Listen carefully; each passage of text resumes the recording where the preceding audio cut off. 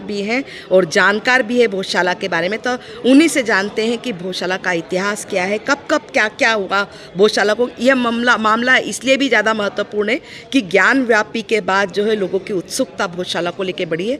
तो आइए जानते हैं अशोक मित्तल जी से। भोजशाला का मामला सीधा सा ये है कि 10वीं शताब्दी में राजा भोज ने जो संस्कृत पाठशाला कंठाभरण बनी थी, ये उससे जुड़ा हुआ है।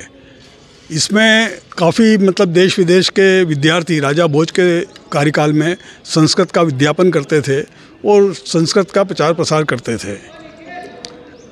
ऐसा बताया जाता है कि महाराजा भोज को वाग्देवी का इष्ट था और उन्होंने स्वयं प्रकट होकर कई बार उनको दर्शन दिए हैं।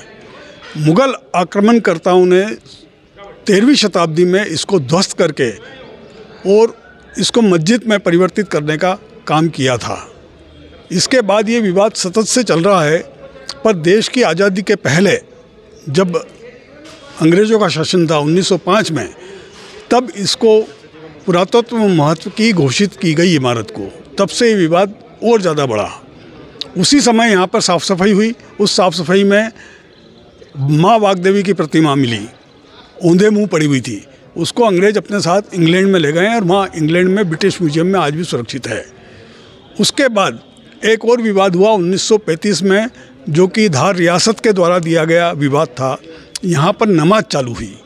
नमाज चालू होने का जो स्वरूप था वो केवल महाराज के स्वास्थ्य लाभ के लिए दुआएं लेने तक था, लेकिन महाराज के स्वस्थ होने के बाद मुस्लिम समाज ने यहाँ पर नमाज जारी कर दी।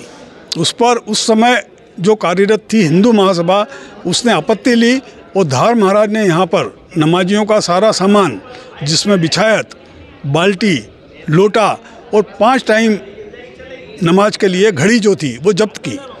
इस सब सामग्री को बाद में मुस्लिम समाज ने एक समझौते के तहत माफ़ी मांगकर वो सामान वापस लिया, लेकिन इसके बाद भी नमाज यहाँ पर गुपचुप रूप से जारी रही, देश की आज़ादी के पहले से लेकर देश की आज़ादी के बाद तक।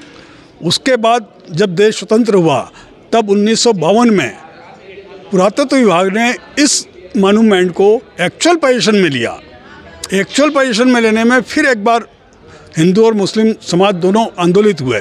मुसलमानों ने यहाँ पर उर्स चालू किया और हिंदू समाज ने यहाँ पर भोज उत्सव मनाना शुरू किया। उसके बाद ये लगातार लड़ाई चलती रही और हर साल भोज उत्सव में भारत की ख्यातनाम हस्तियाँ आती रही। इसके बाद तत्कालीन विवाद जो शुरू हुआ वो बावरी ढांचा ढहाए जाने की दूसरी बरसी पर 6 दिसंबर 1954 को शुरू हुआ। तब बजरंग दल के लोग यहाँ पर घुस गए और यहाँ के गुंबदों में भगवा झंडा फहरा के और यहाँ पे महाआरती संपन्न की गई। उसी दिन मुसलमानों ने इसको काला दिवस के रूप में मनाया।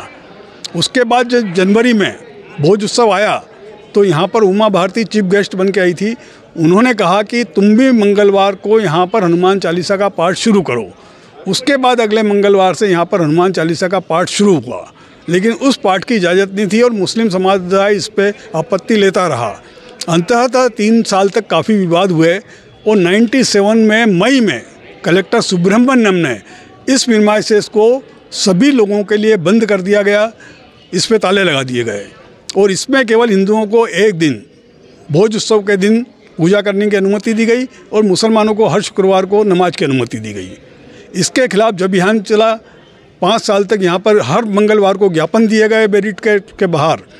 उसके बाद सन 2002 में भोज उत्सव के दिन यहाँ पर तत्कालीन कलेक्टर संजय दुबे और एसपी संजीव शमी के नेतृत्व में बहुत बुरी तरह लाठीचार्ज हुआ। उस लाठीचार्ज में कई गणमान्य लोग और विश्व हिंदू परिषद के एक बड़े नेता हुकुमचंद सांवला भी घायल हुए। उसके बाद फिर आरएसएस ने इस मामले को खुद ने डील करना चालू करा। फिर सन 2003 में केंद्र में अटल बिहारी के नेतृत्व में सरकार बनी। तब यहाँ पर एक प्रतिनिधिमंडल भेजा गया, उसमें शिवराज सिंह चौहान भी आए थे। उन्होंने सरस्वती प्रतिमा लाने का आश्वासन दिया था और उसके बाद जो आंदोलन हुआ उसमें इसके ताले खोले और इसमें हिंदुओं को प्रति मंगलवार पूजा की अनुमति दी। उसके बाद से लगातार यहाँ पर मंगलवार को पूजा भी संपन्न हो रही है। अब इस पूरे घटनाक्रम में एक नाटकीय मोड़ लिया है। कोर्ट में बहुत लोगों को आशा हो रही है और हाई कोर्ट की इंदौर खंडपीठ में जस्टिस फॉर हिंदू द्वारा एक याचिका दायर की गई है। उसमें यहाँ पर नमाज रोकने के लिए मांग की गई है, यहाँ पर सरस्वती प्रतिमा स्थापना की मांग की गई है और इसका खुदाई करके सर्वे करने की मांग की है। न्यायालय ने 21 फरवरी इसकी सुनवाई की डेट तय